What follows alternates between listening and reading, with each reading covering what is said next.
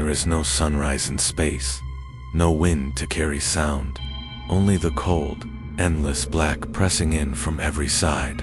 Out here, near Saturn's rings, even the stars feel far away, like they've turned their backs. The ship drifts in silence, its hull torn and burned, pieces of it floating like frozen shrapnel. Through one cracked window, something pale turns slowly in the weightlessness. Empty eye sockets, a jaw unhinged, a human skull, bare and clean, staring in with impossible stillness. It should be nothing more than bone, but it feels. There is no wind in space, no sound, no sunrises or sunsets, just black, deep black, forever. And out here, near the edge of Saturn's rings, even the stars feel far away. Cold light stretches across broken metal, catching the sharp edges of a forgotten machine drifting in silence. The ship is long and narrow, with twisted panels and burn marks along its hull. Some of the outer plates are missing, peeled back like torn skin. Antennas hang loose, wires gently waving where there's no air. Something hit this ship, or maybe something inside it tried to get out. The engines are dead. The lights flicker weakly, like a candle about to go out. One of the outer thruster cones is split wide open, like a screaming mouth frozen in time. The name on the side of the ship is faded, scratched away by dust and distance. All that remains is a few letters, something that once spelled home. Slowly, we drift closer to the camera moves past broken panels, scorched ports, and ice-covered windows. A piece of fabric floats by, maybe part of a glove or a sleeve, torn. There's no sign of life, no sign of movement. Just the long groan of metal, shifting as the hull cools and contracts. But then we reach a window, a wide one, square. The glass is cracked, scratched, fogged by cold. On the other side, something pale, a shaped round, dot white. It turns slowly in the weightlessness, revealing empty eye sockets. A human skull, floating just outside the glass. Its jaw hangs loose, twisted slightly sideways. There's no helmet, no body, no spacesuit, just a bare bone, drifting like it's waiting to be let in. Like it remembers something, like it knows you. It doesn't blink, because it can't. It just stares. The red lights pulse slowly, like a dying heartbeat. One long flicker, then darkness, then another. They paint the hallway in colorless waves, dull, tired, flickering across.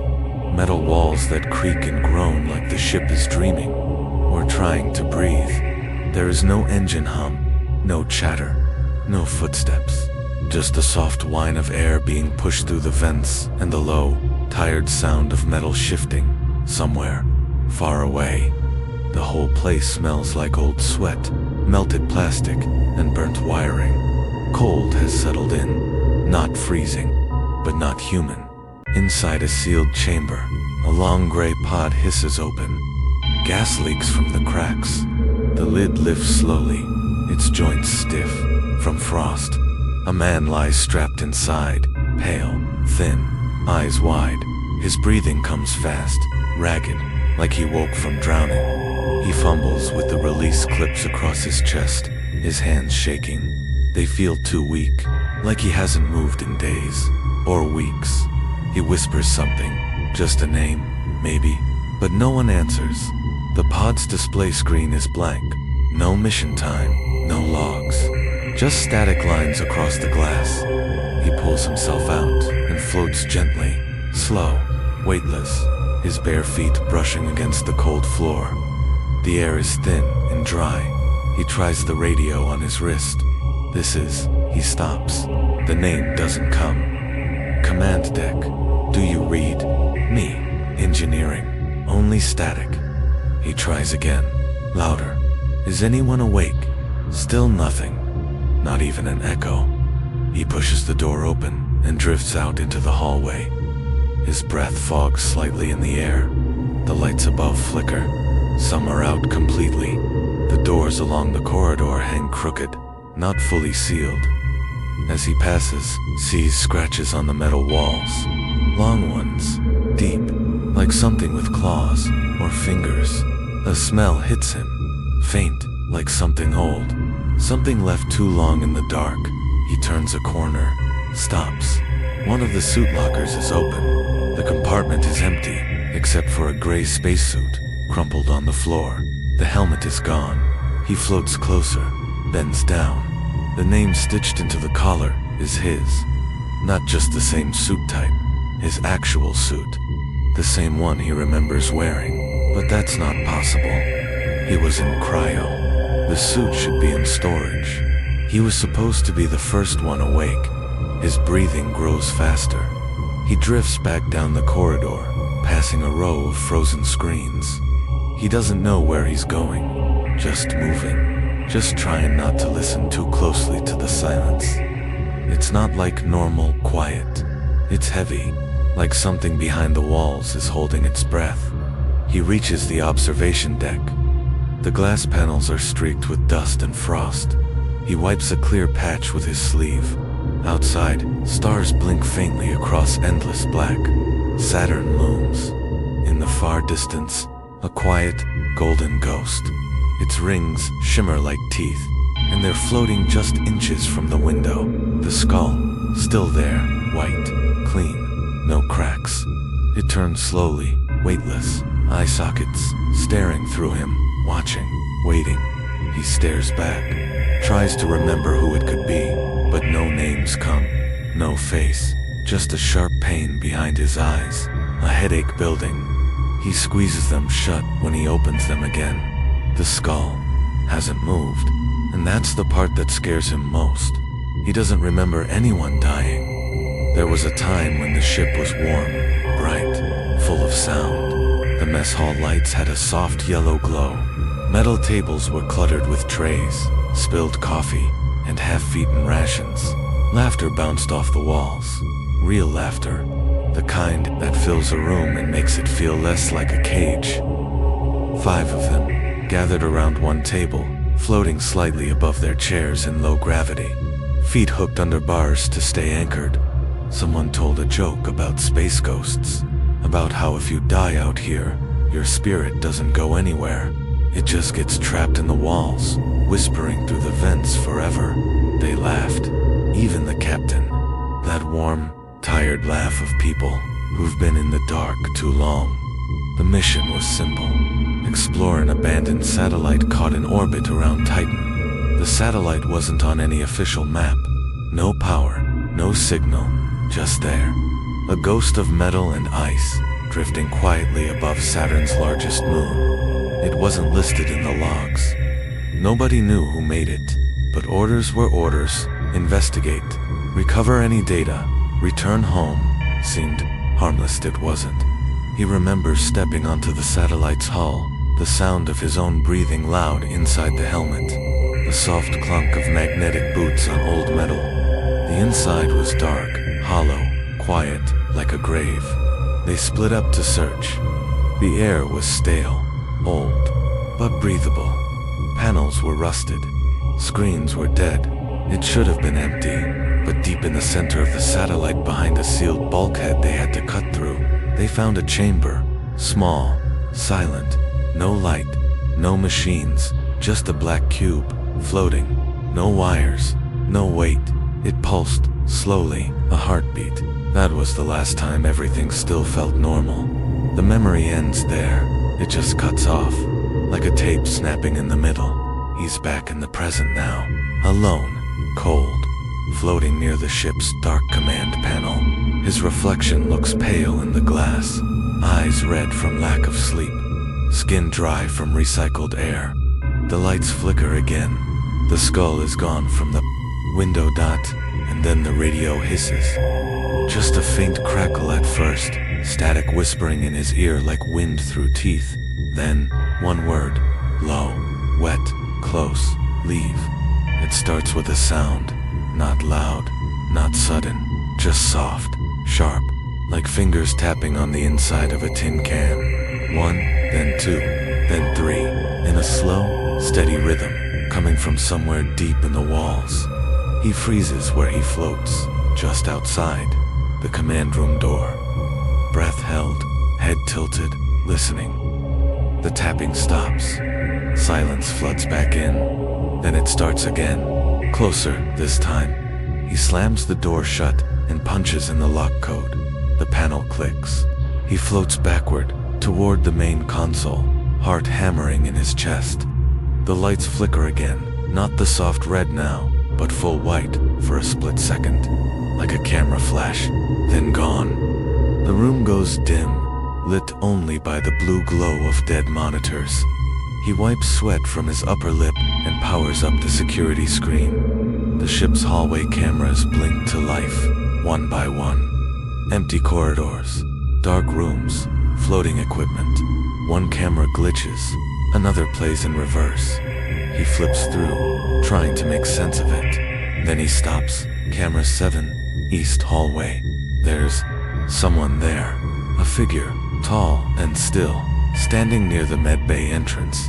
Perfectly motionless, just standing, face turned toward the camera. But something's wrong. The face isn't clear.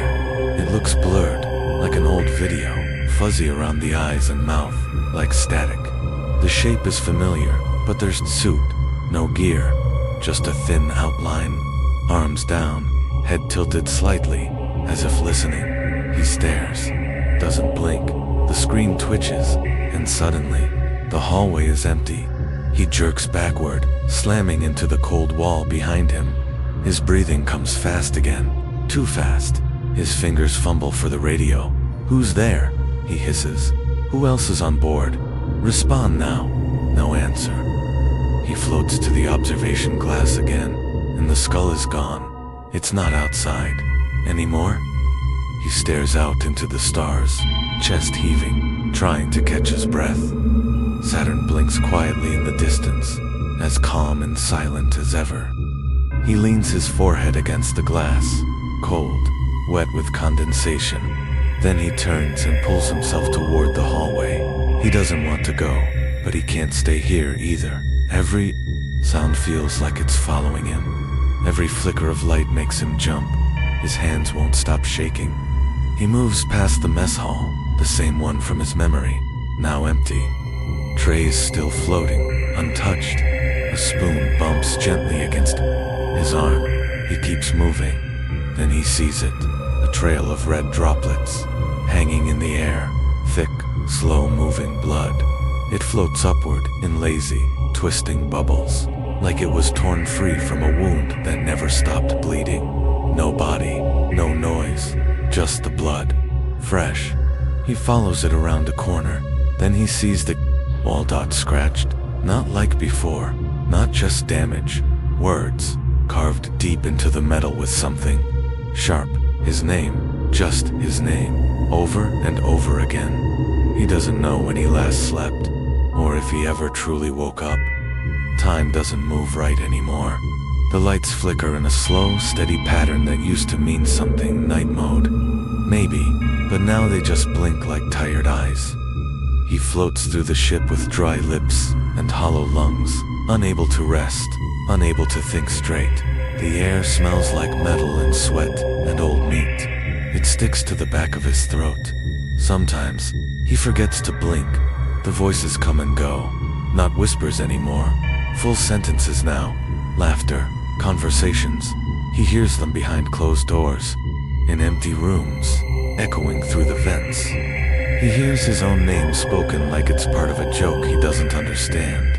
Once, while passing the engine bay, he heard all four of them, his crew arguing about dinner plans. Just like before. Then silence. Nothing.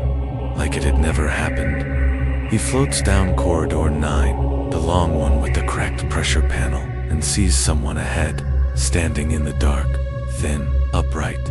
Still, it's the captain. Her boots are on the floor.